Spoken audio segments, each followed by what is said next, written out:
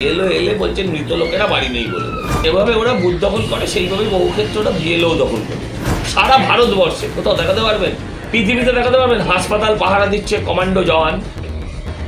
পশ্চিমবঙ্গে কলকাতা শহরের আর্জি করা সুজিত বোসের ওপর যদি রেড হয়, এটা মমতা ব্যানার্জির কারণ না।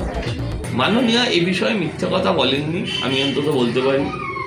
উনি চিরদিনই বলেছেন আমার জন্ম নিয়ে গণ্ডগোল আছে, বলেছেন অরিজিনাল জন্ম অনুযায়ী ভাইয়েদের সঙ্গে ওনার দাদাদের সঙ্গে ওনার সম্পর্ক অনেক, কিন্তু কাগজে কলমে জন্ম অনুযায়ী ভাইদের সঙ্গে ওনার বয়সের তফাৎ 6 মাসে। আবার মাঝে মাঝে অষ্টমীর দিন ওনার জন্মদিন হয়, মাঝে মাঝে একাদশী দ্বাদশীর দিনও বিসর্জনের দিনও ওনার জন্মদিন হয়। এরকম জন্ম নিয়ে বিভিন্ন আছে, তারিখ আছে, দিন আছে। আপনি দেখবেন আমি মিথ্যা কথা বলছি না, বা আমি মজা করছি না। মুখ্যমন্ত্রী মজার পাত্র বটেই, কিন্তু আমি এটা নিয়ে মিথ্যা বলছি না। মুখ্যমন্ত্রীর কথার উত্তর যদি আমায় রাজনৈতিক দিতে হয় তাহলে একরকম, আর মুখ্যমন্ত্রীর কথার উত্তরে যদি আমায় মিমিক্রি করতে হয় তাহলে তো অন্যরকম। সেই লোক তো আমরা নয়, আমরা কী করে করব? পিএইচডি ডিগ্রির মতো, ভাইপোর MBA ডিগ্রির মতো আপনি যাবেন, আপনাকে কাগজ বানিয়ে দেবেন। এই কথাগুলো কি একটা মুখ্যমন্ত্রী সুলভ? বলছে বুদ্ধি ব্যবহার করুন, এলেই বলবেন বাড়ি নেই। মানে কাদের বাড়ি নেই বলতে বলছে? বিএলও এলে বলছেন মৃত লোকেরা বাড়ি নেই বলে দেবে। একজন মুখ্যমন্ত্রী সুলভ কথা? এটা সাংবিধানিক কথা? ভারতবর্ষ বলে এইসব কথা বলে তারপরের দিন মুখ্যমন্ত্রী থাকা যায়। এভাবে ওরা বুথ দখল করে, সেইভাবে বহু ক্ষেত্রে ওরা বিএলও দখল করে। কল্যাণ বন্দ্যোপাধ্যায়ের প্রথম কথা হচ্ছে, আমি তার রিয়াকশান দিতে গেলে অন্তত 72 ঘন্টা অপেক্ষা করি, তারপর আমি পর্যালোচনা করি উনি কোন সময় কথাটা বলেছেন, সকালে, সন্ধে, শনিবার, শুক্রবার, এগুলো আলাদা করে দেখি, তারপর তার কথার উত্তর দিই। এই সমস্ত মানে অর্বাচীনের কথার কোনো উত্তর হয়। ওর কি নির্বাচন কমিশনের ভেতরে ওর কি সাঁট আছে আমি জানতে চাই। ও জানলো কি করে? এখনো তো লিস্ট বেরোয়নি। লিস্ট না বেরোলে নির্বাচন কমিশনের ভেতরেও ঢুকলো কি করে? হয় ওরা তার মানে হ্যাক ফ্যাক করেছে নাকি নির্বাচন কমিশনের ওয়েবসাইট বা ওই সিস্টেম যা আছে, কম্পিউটার সিস্টেম, তো জানার তো কথা না। আপনি জানেন শুভেন্দু অধিকারী বলতে পেরেছেন এই কথা, কাদের নাম বাদ হয়েছে? উনি বলতে পেরেছেন যে এই অমুকদের নাম বাদ হয়েছে? বলতে পারেননি তো। ও জানলো কি করে মহিলাদের নাম বাদ হয়েছে? ওর বিরুদ্ধে মামলা হওয়া উচিত।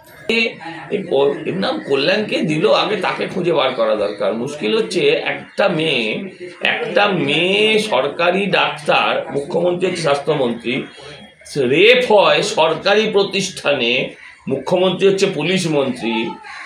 একটা হাসপাতালের নিরাপত্তা দিতে পারে না। একটা হাসপাতালের নিরাপত্তা দিতে কেন্দ্রীয় বাহিনী লাগে। ভারতে আর একটা দেখাতে পারবেন যে হাসপাতাল পাহারা দিচ্ছে CISF? সারা ভারতবর্ষে কোথাও দেখাতে পারবেন, পৃথিবীতে দেখাতে পারবেন হাসপাতাল পাহারা দিচ্ছে কমান্ডো জওয়ান? পশ্চিমবঙ্গে কলকাতা শহরের আর্জি করা। সে এসব কথা বলবে? দেশের নিরাপত্তার কথা তুলছে যারা, তারা বলুক তো দেখি এখানে কতজন মারা গেছে, দিল্লিতে কতজন মারা গেছে। আমি আপনাকে মৃত্যু দিয়ে আমি ঘটনার প্রতিঘাতকে ছোট বা বড় করছি না। আমি বলছি দিল্লিতে যত লোক মারা গেছে, বকটুইতে মহাবিস্ফোরণে অত লোকই মারা গেছে। তাহলে কেন পশ্চিমবঙ্গের নিরাপত্তা নিয়ে প্রশ্ন তুলব না? আপনি আমায় বলুন, দিল্লিতে যত লোক মারা গেছে তত লোক প্রত্যেকটা বোমা বিস্ফোরণ বাজি কারখানার নামে হয়েছে, সেগুলোতে মারা গেছে। তার থেকে বেশি লোক মারা গেছে। তাহলে সেগুলো নিয়ে কেন প্রশ্ন তুলবেন না? একই তো, অ্যামোনিয়াম নাইট্রেট ওখানেও ব্যবহার হয়, ওখানেও অ্যামোনিয়াম নাইট্রেট ব্যবহার হয়। আপনারা উত্তর দিন। ধরুন এবার যদি বলে কংগ্রেস দেশের নিরাপত্তা নিয়ে বড় বড় কথা বলে, অমিত শাহর পদত্যাগ চাই, আমি আবার প্রশ্ন করতে চাই, যারা দেশের দুজন প্রধানমন্ত্রীকে নিরাপত্তা দিতে পারেনি, দুজন প্রধানমন্ত্রী সর্বোচ্চ পদাধিকারী ওর দলের, যারা হারিয়েছে, যাদের জন্য দেশ হারিয়েছে, দুজন প্রধানমন্ত্রীকে, তারা এই ধরনের কথা বলবে নিরাপত্তার কথা?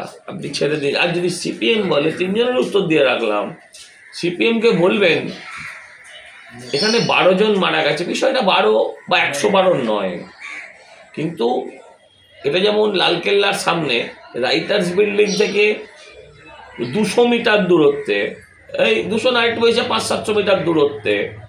আর লালবাজার মানে কলকাতা পুলিশের হেডকোয়ার্টার থেকে 200 মিটার দূরত্বে রশিদ খানের বোমা বিস্ফোরণে 100-র ওপরে মানুষ মারা গিয়েছিল, 100-র ওপরে মানুষ মারা গিয়েছিল। উত্তর আছে কোনো? কিন্তু না, আমি কোনো ঘটনা দিয়ে আরেকটা ঘটনাকে ঢাকতে চাই না। নিশ্চয়ই নিরাপত্তায় গলদ আছে, আপনারা বলছেন। 3,500 কিলো বিস্ফোরক উদ্ধার করার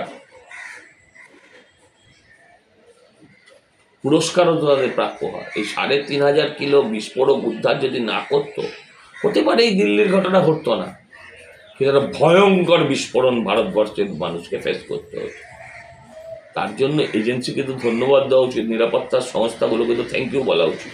পবন বৈশাখী 2টো বউ বলা যাবে কিনা এখনো আমি শিওর নয়। হ্যাঁ, এক বউকে ডিভোর্স চেয়েছে, আদালত দেয়নি, আরেকজনকে এখনো 2-3 বার সিঁদুর টিঁদুর পরিয়েছে, আমরা দেখেছি। কিন্তু সেই সিঁদুর পড়াকে দুজনে বিবাহ বন্ধন বলে মানছেন কিনা আমি জানি না। হ্যাঁ, বলেছে তো, চরিত্র ওপেন করে দিয়েছে তৃণমূলের, কামিনী কাঞ্চন তৃণমূলের দেখিয়ে দিয়েছে বাচ্চাটা। ঠিক আছে, বলছে হ্যাঁ হাঁটুর বইছি বলছিস, আমাকে করছিস, বিদ্রুপ করছিস, আসলে দেখাচ্ছে আমার কত পুরুষত্ব আছে। ঠিক আছে, কোথাও নিশ্চয়ই মাল নিয়েছে।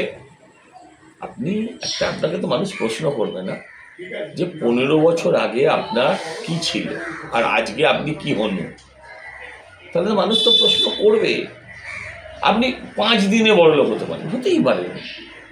5 দিনে যে বড়লোক হওয়া যায় না তা তো নয় যে আমরা ভাগ্যে ডিয়ার লটারি লেগে গেল, 1 কোটি টাকা পেলেন, আপনি বড়লোক হয়ে গেলেন। কিন্তু আপনাকে তো বলতে হবে যে আমি লটারি বাবদ এই টাকাটা পেলাম। যদি আপনার কাছে কোনো উত্তর না থাকে তাহলে তো মানুষ বলবে। আর এই ওদের সুজিত বোসের ওপর যদি রেড হয়, এটা মমতা ব্যানার্জির কারণে হচ্ছে। মমতা ব্যানার্জি একমাত্র মানুষ, মুখ্যমন্ত্রী হয়ে নিজের মন্ত্রিসভার সদস্যদের দিকে টিভি ক্যামেরার সামনে আঙুল তুলে বলেছিল সুজিত তুই পয়সা খাস। তাকে তাড়িয়ে দেয়নি, বলেছিল সুজিত পয়সা দেয়, সেই পয়সারই তদন্ত করতে এসছে হয়তো।